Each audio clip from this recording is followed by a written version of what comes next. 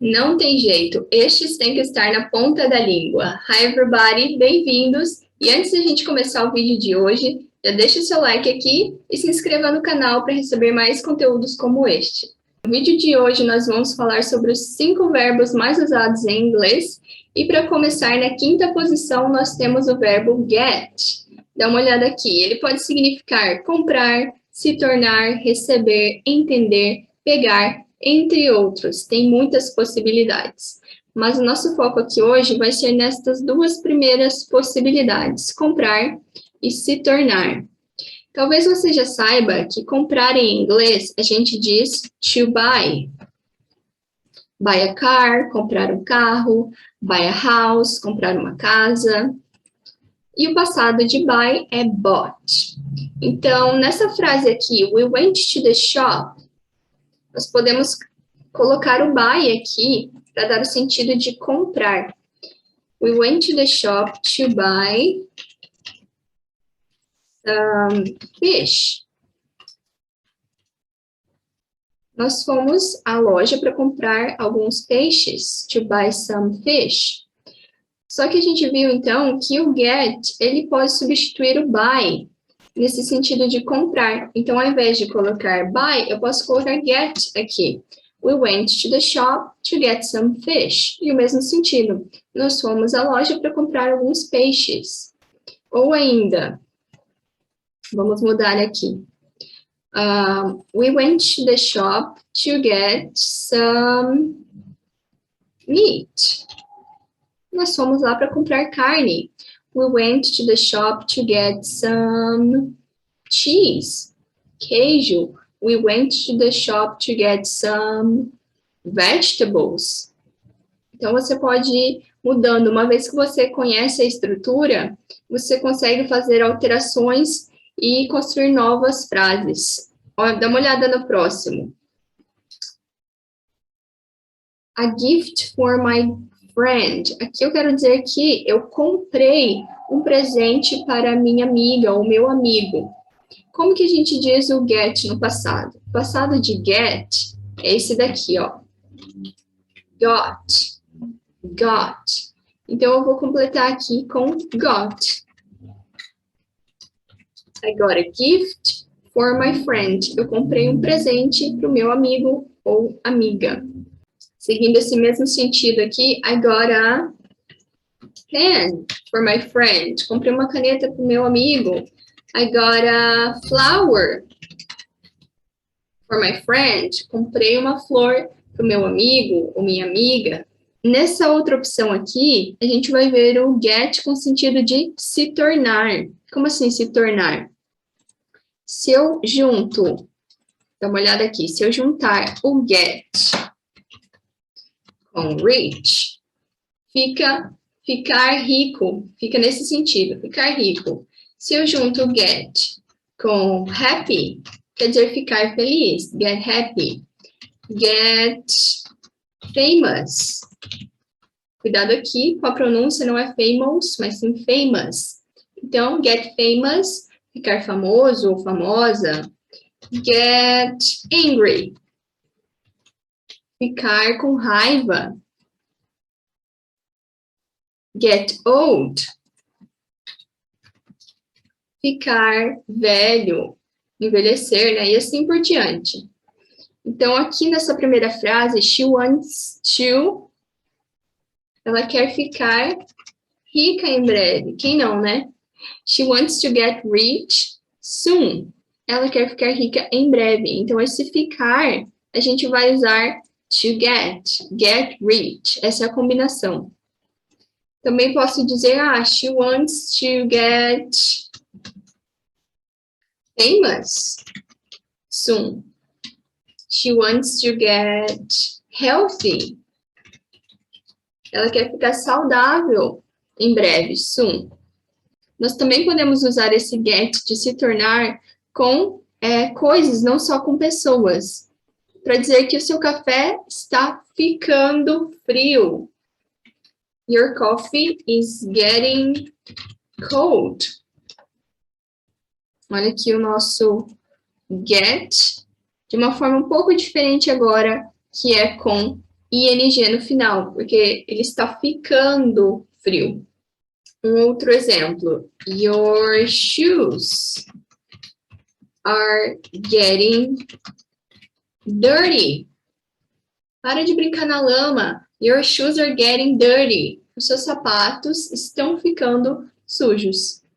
E agora vamos para o nosso quarto lugar, que pertence ao verbo go, que pode significar ir, ficar, funcionar. Uma maneira muito comum da gente ver o go por aí é sendo usado com locais, né? Ir para determinado lugar. Por exemplo, go to the bank, ir ao banco. Go to the store, ir à loja. Go to the movies, ir ao cinema, e assim por diante. Então, nessa frase aqui, eu quero dizer que eu vou para o trabalho. Como que eu vou dizer isso? Eu vou usar o go. I go to work. I go to work at 6, at 7. Eu vou para o trabalho às 7 da manhã. I go to work at 7 a.m. Ir para casa. I go home. Tá vendo? Aqui a gente não precisa usar nem o to, nem o the. Go to the store, go to the movies. Mas o home, a gente não usa nenhuma dessas duas palavras. É só I go home. Uma outra maneira muito comum da gente ver o go é com a combinação by, para dizer como você vai até determinado lugar. Você vai de carro, go by car. Se você vai de bicicleta, go by bike. Não, não vou de bicicleta, não. Eu vou de ônibus. Go by bus. Então, aqui nesse meu exemplo, eu quero dizer que eu vou de carro para o trabalho. I go by car to work. Então, fazemos uma conexão com o exemplo anterior, né, de ir trabalhar. Então, aqui eu estou especificando como que eu vou para o meu trabalho. I go by car to work. Ah, não, mas eu não vou de carro, eu vou a pé. Como que a gente diria isso em inglês? A gente também pode usar o go by, só que ao invés de car, agora a gente vai colocar by foot. I go by foot to work. Que o final é o mesmo. Ou ainda, nós podemos usar o walk. I walk to work. Eu vou a pé, vou caminhando para o trabalho. Tá? Então, duas opções bem legais para vocês terem aí no vocabulário de vocês, na bagagem. Go to the bank, go to work, para dizer ir para determinado lugar. Como você se locomove, você vai usar o go by. I go by bike to school, I go by car to work, I go by car to the restaurant. Outra forma muito comum da gente ver o go é sendo usado no futuro, para falar de planos. Dá uma olhada nestes exemplos aqui. His sister, tanana, to travel next year. Eu quero dizer que a irmã dele vai trabalhar, não, vai viajar ano que vem. Então, aqui eu vou completar com going. Ó, dá uma olhada aqui.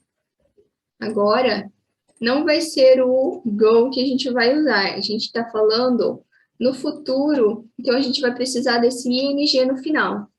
E não podemos esquecer também o is aqui, muito importante. His sister is going to travel next year. A irmã dele vai viajar no ano que vem. His sister is going to... Eu posso mudar esse final aqui. A irmã dele não vai viajar ano que vem. His sister is going to work. A irmã dele vai trabalhar in a new company. A irmã dele vai trabalhar numa nova empresa. Work in a new company. His sister is going to study. His sister is going to study. A irmã dele vai estudar. Agora um exemplo com I, para você falar algo que você vai fazer no futuro. I am or I'm going to clean the house tomorrow. Eu vou limpar a casa amanhã. Então, para você falar de você, o que você vai fazer, você vai usar I'm going to. Let's underline. Vamos até grifar aqui, ó. I'm going to. E assim você vai trocando e criando novas possibilidades. Agora, sobre ela. Aqui, nesse segundo exemplo, também é sobre o futuro, mas é fazendo uma previsão. Porque eu estou dizendo aqui que ela vai ser famosa quando for mais velha. Então, a gente também pode usar o go no futuro para esse sentido de previsões. Temos aqui she's, mesma coisa, going to be famous when she's older. She's going to be famous when she's older. Ela vai ser famosa quando for mais velha. She's going to be... Vamos trocar aqui. She's going to be pretty when she's older. Ela vai ser muito bonita, vai ser bonita quando for mais velha. She's going to be tall. Ela vai ser alta quando for mais velha. Então, a gente viu o go sendo usado em duas possibilidades diferentes aqui. O go com relação à direção, ir para determinado lugar, go to the bank, go to work, go to the movies. E também o go by, para indicar como você chegou até o local, como você foi até o local. Go by car, ir de carro, go by bike, ir de bicicleta. Também vimos o go para o futuro, que a gente vai precisar usar o going daí, né? Não o go. His sister is going to travel, I'm going to clean the house, I'm going to study English. Então, agora a gente vai para a terceira posição, que pertence ao do, que pode significar fazer, preparar. Nesse primeiro exemplo, como eu quero dizer que eu lavo as roupas dia sim, dia não, eu vou colocar aqui o nosso do, que significa fazer. I do the laundry. I do the laundry every other day. Olha que expressão legal aqui para vocês. Every other day. Para você dizer que você faz determinada atividade dia sim, dia não, você não vai dizer day yes, day no. Vai usar every other day. Um outro exemplo. I do, seguindo essa mesma estrutura aqui. I do my homework every other day. Eu faço tarefa dia sim, dia não. I do my nails. Eu faço as minhas unhas. Eu mesmo faço as minhas unhas. So I do my nails. Para a gente falar do do no passado, a gente usa o did. Did. Então, nesse próximo exemplo aqui, eu quero dizer que ela fez o melhor que ela podia. Ela fez o melhor dela. She did her best. Ela fez o seu melhor. Ou ainda, she did the right thing. Ela fez a coisa certa. Então, aqui, a gente está vendo o do e o did como fazer. Agora, vamos ver o uso do do como auxiliar. Dá uma olhada nessas frases. A primeira diz, you like animals, que quer dizer, você gosta de animais. É uma frase afirmativa. Para eu transformá-la em uma pergunta, eu preciso colocar o nosso auxiliar do aqui no começo. Então, fica, do you like animals? Você gosta de animais? Em português, só essa entonação já basta para diferenciar se é uma pergunta ou uma frase. Em inglês, isso não é o suficiente, a gente vai precisar do para formar uma pergunta. Por isso que fica, do you like animals? Ou, do you have a job? Você tem um emprego? Do you need help? Você precisa de ajuda? Uma maneira muito comum da gente responder esse tipo de pergunta é com short answers, ou seja, com respostas curtas. E para isso a gente também vai usar o do. So, do you like animals? Você gosta de animais? Yes, I do. Será que se eu respondesse aqui com yes, I like, estaria correto? Não, este é um erro muito comum. Não podemos simplesmente dizer yes, I like, yes, I have, yes, I need. Apesar de em português nós usarmos assim, então fazer sentido para a gente, em inglês não podemos fazer isso. A gente vai precisar do, e no caso de he, she, it, a gente vai usar o does como auxiliar. So, do you have a job? Yes, I do. Toda essa ideia de ter um emprego já está sendo respondida aqui. Do you need help? Vamos imaginar que eu não preciso de ajuda, eu poderia responder no, I do not. Então, para as respostas negativas, eu vou usar o do plus not, mais o not. Ou ainda, uma forma mais comum seria juntar o do com o not, que daí ele vira don't. No, I don't. Do you need help? No, I don't. Thanks. Não, não preciso. Obrigada.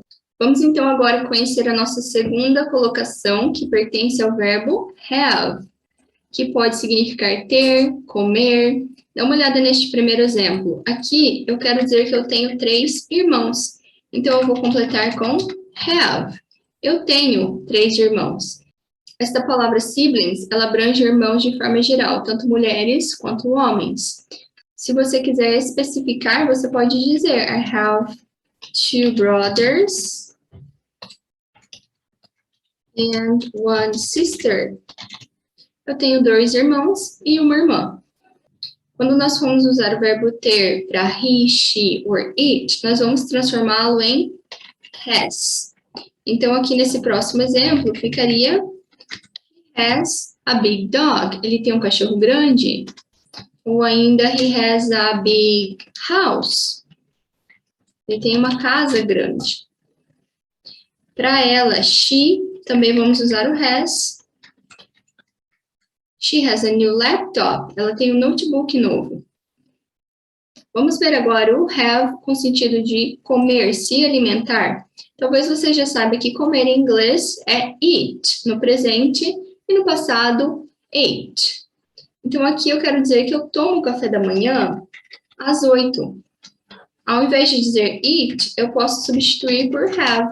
I have breakfast at 8. Eu tomo café da manhã às 8. No próximo exemplo, eu quero dizer que a minha mãe tomou café da manhã tarde ontem. O passado de have é had. Então, aqui nós vamos usar my mother had lunch late yesterday. Ela almoçou tarde ontem. Então, já falamos de breakfast, café da manhã, lunch, almoço. E agora vamos para o jantar, que é dinner. Para eu falar que eu jantei com os meus amigos, eu também vou usar o had, porque é passado. I had dinner with some friends. Eu jantei com alguns amigos. Então, nós acabamos de ver alguns dos usos mais comuns de have, que é com sentido de ter, de posse, e com sentido de comer, se alimentar. Vamos conhecer agora a nossa primeira colocação do vídeo de hoje, que pertence ao verbo to be, o famoso to be, que muitos de vocês provavelmente já viu por aí. Muitas pessoas estudam ele, mas mesmo assim ainda tem certa dificuldade para usá-lo. O verbo to be, ele pode significar ser ou estar. E no presente, ele tem essas 3 formas aqui. O am, is ou are. No primeiro exemplo, eu quero dizer que eu sou uma professora. Então, eu vou usar o am. I am a teacher. Ou ainda, I'm a teacher, que é uma forma contraída. Se eu quiser dizer que eu sou uma médica, I'm a doctor. Eu sou aluno ou aluna, I'm a student. No próximo, eu quero dizer que você é alto. Para isso, eu vou usar o are. You are tall ou you're tall.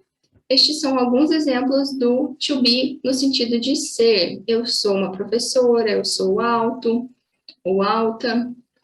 Vamos ver agora algumas opções do verbo to be no sentido de estar. Como assim estar? Ela está feliz.